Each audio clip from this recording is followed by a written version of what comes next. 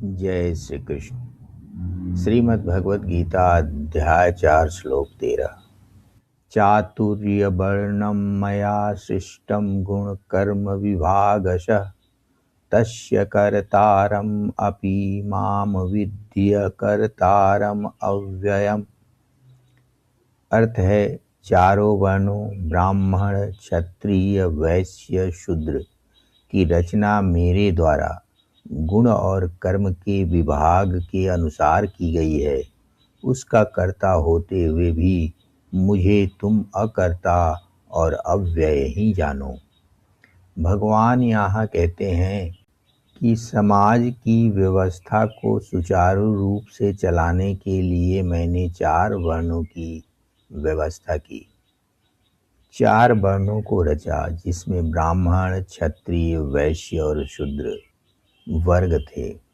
उन वर्गों में जो भी प्राणी आते हैं, जो भी मनुष्य आते हैं, उनको उनके द्वारा जो कर्म किए जाते हैं या उनका जो स्वभाव होता है, उसके आधार पर उन वर्गों में उन्हें रखा जाता है।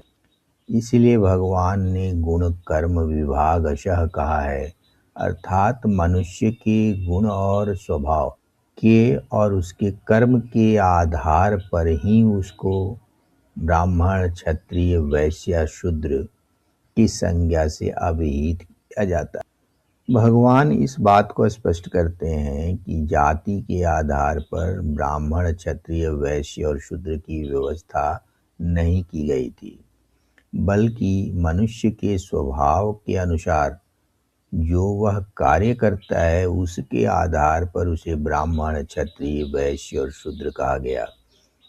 क्योंकि मनुष्य स्वभाव के अनुसार या तो वह सत्व गुण वाला हो सकता है या सत्व गुण रजोगुण मिश्रित वाला हो सकता है या तमोगुण रजोगुण मिश्रित वाला हो सकता है या तमोगुणी हो सकता है।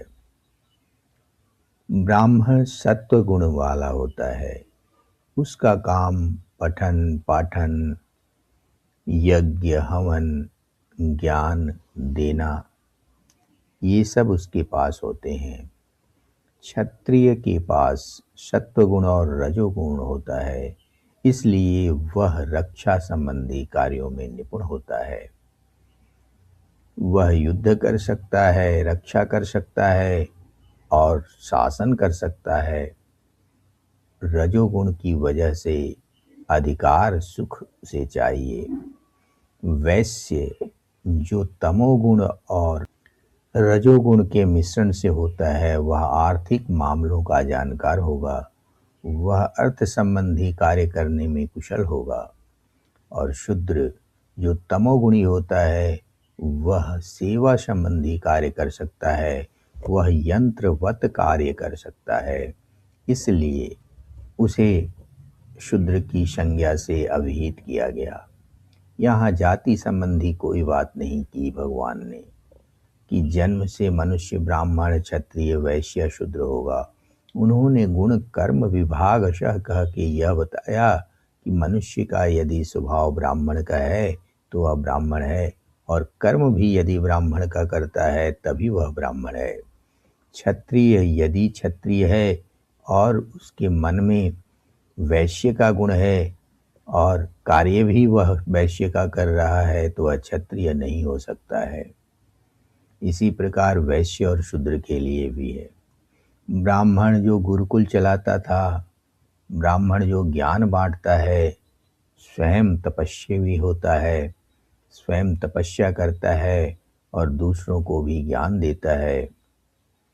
क्षत्रिय जो सीमा पर रह के शत्रुओं से देश की रक्षा करता है, शासन करता है।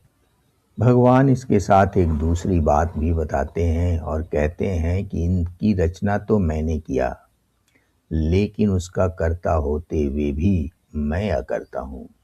इसका मतलब यह है कि भगवान ने इस कार्य को करते हुए भी उसके कर्तापन से अपने को दूर रखा। जैसे सूर्य के प्रकाश में पाप भी होते हैं, पुण्य भी होते हैं। दिन संबंधी कार्य भी होते हैं और अंधकार वाले कार्य भी किए जाते हैं, लेकिन सूर्य उन होने वाले पाप पुण्य के कर्मों से लिप्त नहीं होता। उसी तरह भगवान भी मनुष्य के कार्यों से या कर्तापन से लिप्त नहीं होते। संपूर्ण सृष्टि भगवान की ही है और भगवान ही इसके निर्माता हैं। इसलिए भगवान ने बहुत बड़ी बात बताई है कि मैं उसका कर्ता होते हुए भी मैं अव्यय हूँ, मुझ में कोई क्षति नहीं होती और मैं अकर्ता भी हूँ। जय श्री कृष्ण।